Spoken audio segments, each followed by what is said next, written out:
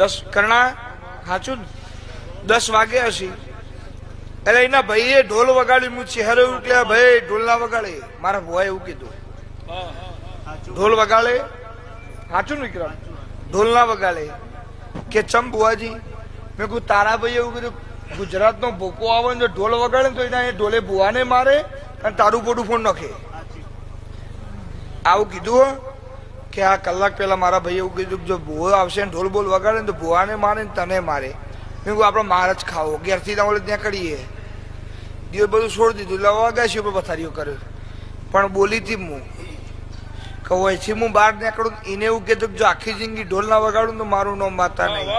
જેવી હું ચહેર પથારી પતાવી નીકળી બે છોડીઓ માએ ધૂણવાનું ચાલુ કર્યું કે હું તો કેહર હું વન્ના ભેડો ગોગો હે ને વન્ના ભેગી મેલડી હે હું ગુજરાતરી માતા કેટલા વર્ષ ધૂણ્યો